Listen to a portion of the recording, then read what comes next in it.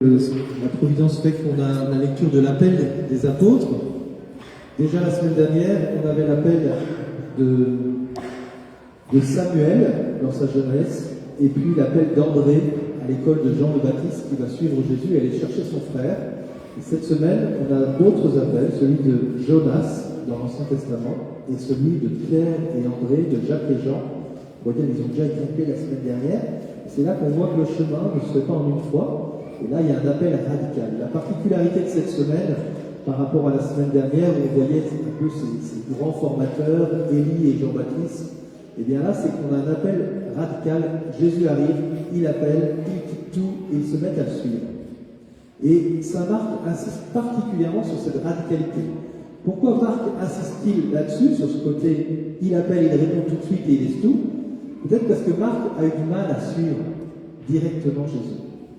Dans la tradition, on peut croire, on laisse entendre que le jeune homme riche dont parle Marc dans son évangile, le seul à souligner qu'il était jeune, c'était lui-même. Parce qu'il a eu du mal à tout quitter pour suivre Jésus. C'est lui-même aussi qu'on voit au moment de la passion, qui s'en va et qui laisse son vêtement et qui marche tout nu pour fuir la passion. C'est lui qu'on retrouve dans les Actes des Apôtres avec Paul et Barnabé, qui au milieu de la mission dit « J'ai trop peur, là, je rentre à la maison, je ne peux plus. » là. Il y a une discorde sur les propositions. Donc Marc a eu du mal à suivre, et dans son évangile qui est très radical, qui va très vite, dès la fin des premiers chapitres, on annonce déjà le désir de tuer Jésus, eh bien, il nous encourage à la radicalité de suivre Jésus. Si on regarde concrètement le texte, en fait, le livre de Jonas, c'est un petit livre sympa, ça pourrait être ton exercice exo, si tu n'as jamais lu Jonas, lis Jonas, ça fait 4 chapitres, et on est au début du chapitre 3, donc on est à la moitié du livre de Jonas. Et on nous dit que Jonas, à l'appel de Dieu, répond et s'en va rapidement répondre à l'appel de Dieu. Sauf que l'autre moitié du livre, la première partie, c'est Jonas qui est appelé par Dieu mais qui ne répond pas.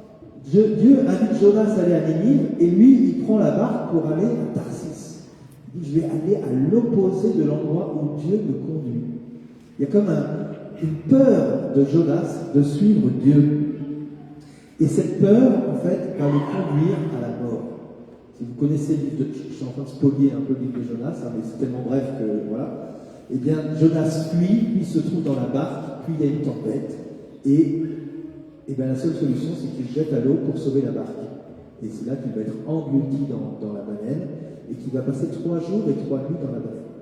Donc, il a fait l'expérience profonde. Si je ne réponds pas à l'appel de Dieu, non pas que Dieu veut m'imposer quelque chose, mais si je laisse Dieu loin de ma vie, en fait, ça me conduit à la mort.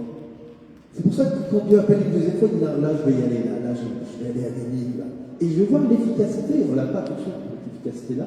Donc, je vais voir l'efficacité d'avoir suivi Jésus dans ma vie. Comment ça va transformer les gens autour. Donc, pour Saint Pierre, dans l'Évangile, on pourrait dire que c'est un peu pareil. Saint Matthieu et Saint Jean insistent pour donner à Pierre le titre de fils de Jonas. Fils de Jonas, ça veut dire simplement que son père s'appelle Jonas, c'est très bien ça, c'est la lecture historique, on pourrait dire. Mais ça peut aussi nous inviter à dire, tiens, pourquoi on l'appelle fils de Jonas? En quoi y a-t-il un point commun entre Pierre et Jonas?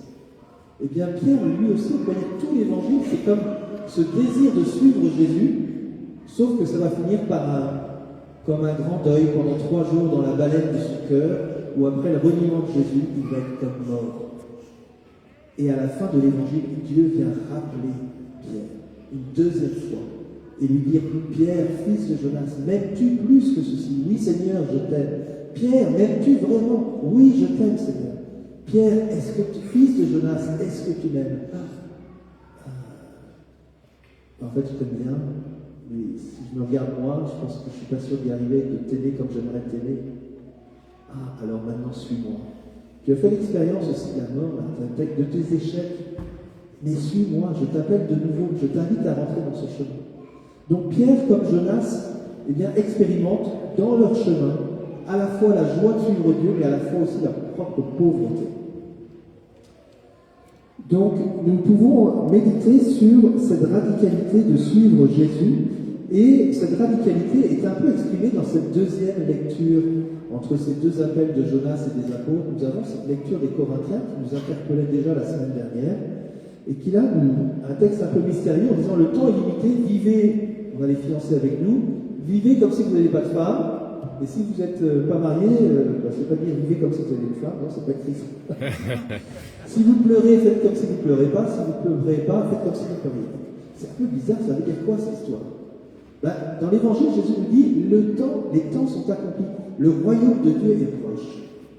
Est-ce que je vais vivre dans cet esprit du monde en me disant oula, carpe diem, la vie est courte, profitons-en, jouissons de l'existence, jouis de l'existence, profite de tout ce que tu as, parce que après demain ça va être court, c'est terminé. Ou alors est-ce que tu rentres dans une autre logique, dire le temps est proche, le royaume de Dieu est proche. Il est proche parce que la vie éternelle est proche. Parce qu'en fait, je ne vais pas vivre 150 ans. A priori, si je vis 150 ans, je vais vite être fatigué là. Et aussi parce que le royaume de Dieu est proche, physiquement. L'espace et le temps. Le temps n'est pas extensible à l'infini, sauf si on est croyant. Et l'espace, c'est maintenant que Dieu veut parler. J'ai mal formulé ma dernière phrase. Ça veut dire que, en fait, je ne considère pas ma vie seulement sur la vie présente où justement je vais jouir de l'existence parce qu'après c'est terminé. Je vais vivre ces temps limités dans cette perspective de la vie éternelle. Et donc j'englobe ma manière de vivre aujourd'hui en présence du Seigneur parce qu'il y a la vie éternelle. Et ça change mes repères et mon mode de vie quotidien. Alors, je peux avoir une femme et vivre comme si je n'en avais pas. C'est un peu ce qui va se vivre avec Pierre. C'est étonnant, hein, on me dit Pierre avec belle-mère. S'il y a une belle-mère, il y a une femme. A priori, c'est comme ça. Sauf que la femme de Pierre, on n'en parle pas beaucoup. Quand on parle du martyr de Pierre à Rome, on ne dit pas que la femme était au pied de la croix. Et il y a eu comme une étape particulière, il y a eu une radicalité de l'appel de Dieu, quand même spécifique à Pierre. Hein, les autres apôtres étaient a priori pas mariés. Mais il y a quelque chose de particulier pour Pierre où des fois l'appel de Dieu va me bousculer dans mon existence propre et va changer de mode de repère. C'est ce que l'on peut voir dans l'Église, par exemple, sur la pastorale des divorcés mariés. En fait, tu t'es donné à ta femme, à une première femme.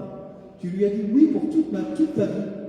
Et puis finalement, les histoires ont fait que tu t'es même marié à l'église à Saint-Michel parce que tu n'avais rien à faire du bon Dieu. Et le paysage était tellement beau. Alors c'est pour ça que j'ai choisi ma femme. Mais le bon Dieu, je ne le connaissais pas. Et puis on s'est séparés parce qu'en fait, on n'était pas fait l'un pour l'autre. On n'avait pas vraiment décidé de vivre pour toute notre vie. Et puis j'ai rencontré une autre femme. Et elle, vraiment, celle-là, c'est la femme de ma vie. Sauf que je ne peux pas me remarier 2 fois à l'église. Et tout d'un coup, je découvre Dieu dans ma vie. Waouh, mais c'est incroyable, Dieu, je n'avais jamais compris Dieu. Et Dieu m'attire et Dieu m'appelle. Qu'est-ce que je fais? Eh bien, je m'interpelle parce que Dieu réveille en moi. Il dit, mais mon premier oui était-il vraiment un oui? Alors peut-être que ce n'était pas vraiment un oui, peut-être que mon mariage était nul parce que je ne voulais pas marier toute ma vie en fait. Et peut-être que mon oui était sincère et que j'ai quitté ma femme alors même que je m'étais engagé vraiment de tout mon cœur à vivre pour toute ma vie avec elle. Et je peux être dans une circonstance où je suis avec une femme qui n'est pas ma femme, alors que j'ai donné mon cœur à une autre femme, et en même temps j'ai eu des enfants avec la deuxième, et comment on fait? Je veux suivre Jésus, et je le découvre, et ça devient radical, une vraie radicalité, qui me fait dire, en fait, je dois être fidèle à ma première épouse, même si je suis avec la deuxième. Comment on va vivre concrètement? Je suis avec une femme, même si je n'en avais pas. Et là, c'est héroïque. Et là, c'est radical. Mais c'est radical si je le vis de manière humaine. Ou alors si j'intègre Dieu dans ma vie, qui veut me donner la grâce, qui m'éclaire, qui me fait cheminer, qui illumine ma vie. Et en fait, je vois que c'est un chemin de vie, ce chemin. Alors, je grandis dans cette relation à Dieu. Frères et sœurs, dans ces temps qui sont limités et la manière de vivre, j'aimerais vous interpeller sur le pari de Pascal. Pascal, il dit quoi? Il dit, en fait, faut-il croire ou ne pas croire? Il dit, je gagne tout à croire. Si Dieu existe, et je crois que Dieu existe, alors quand je vais mourir, je vais voir Dieu et j'aurai tout gagné. Si je dis que Dieu existe et qu'il n'existe pas, je n'aurai rien perdu. Parce que la manière de vivre avec Dieu, ou selon les engagements que Dieu me donne, ou dans ce que Dieu me propose, même si Dieu n'existe pas dans le pari de Pascal, dans cette partie du pari de Pascal, alors j'aurai une vie qui me comblera de joie.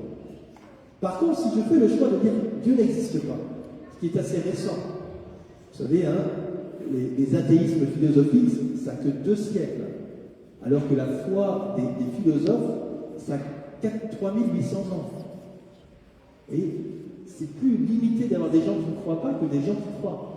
Donc, quand on dit le monde d'aujourd'hui ne croit pas, revisitons nos philosophes, parce que de Socrate à Descartes, il y a quand même beaucoup de philosophes qui ont cru en Dieu et qui ont mis Dieu au cœur de leur vie. Mais si, admettons, disons que Dieu n'existe pas, et que je vive comme si Dieu n'existait pas, et que finalement Dieu existe, peut-être que je vais passer la majorité de ma vie, c'est-à-dire l'éternité, peut-être pas au bon endroit, parce que ma vie ne m'a pas aidé à construire dans l'amour. Vous voyez? Donc, faisons le pari de Pascal, et c'est un peu ce qui me semble ce que Saint Paul nous encourage à vivre dans cette deuxième lettre de Saint Paul aux Corinthiens. Terminons avec, en revenant sur l'Évangile. Jésus nous donne dans ses appels radicaux des apôtres, en Matthieu 19, il fait un lien sur le mariage, il fait un lien sur le choix de suivre Dieu, et il dit que ceux qui ont des oreilles pour entendre, qu'ils entendent. Ça veut dire quoi? Ça veut dire que suivre le Christ, c'est pas compréhensible par tout le monde. La majorité de ceux qui sont à l'extérieur disent mais qu'est-ce que tu fais encore à venir à la messe le dimanche? Ça sert à rien. Hier soir, j'ai eu ce témoignage-là d'une femme là, qui disait ça. Je voyais ma sœur qui allait à la messe tout le temps, mais vraiment, c'est plate là. Qu'est-ce que tu fais encore aller à l'église? Ça sert à rien. Et puis tout d'un coup, elle a commencé à y aller un peu et elle s'est dit puis elle est tout le temps maintenant. Vous voyez? Il y a une radicalité, mais il y en a qui ne comprennent pas. Et les oreilles ne sont pas là pour entendre. Et nous sommes invités à rentrer dans cette logique. Oui, peut-être que le monde ne reconnaît pas, mais parce qu'il y a une expérience de Dieu qui n'a pas été faite. Qu'est-ce qui a saisi Pierre, Jacques, André, Jean, pour qu'ils lâchent tout pour suivre le Christ aussi radicalement?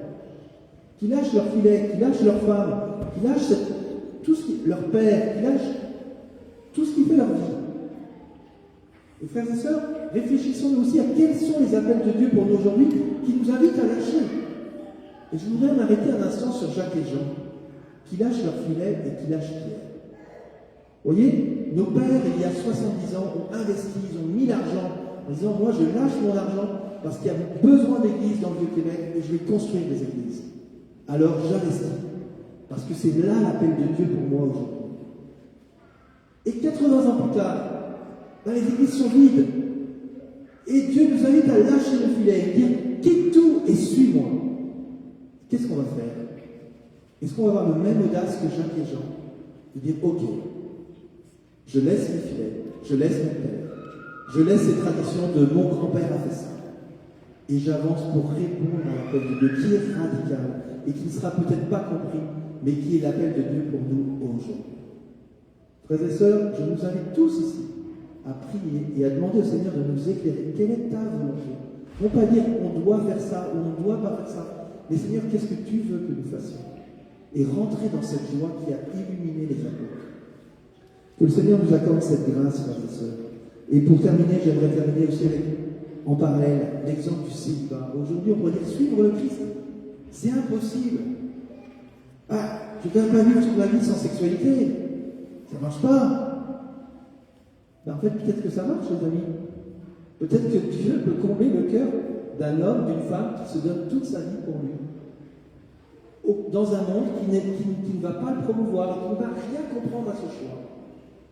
Que le Seigneur nous aide vraiment à être attentifs et à accueillir cette beauté de l'amour qu'il veut faire, qu'il veut mettre en chacun de nos cœurs, que ce soit dans le mariage, que ce soit dans notre vie célibataire, dans notre chemin, dans notre veuvage aussi, dans tous nos états de vie, ou dans notre vie. Voilà. Que le Seigneur nous aide comme prêtres, comme consacrés, à découvrir la beauté de l'appel de Dieu et y répondre. Amen.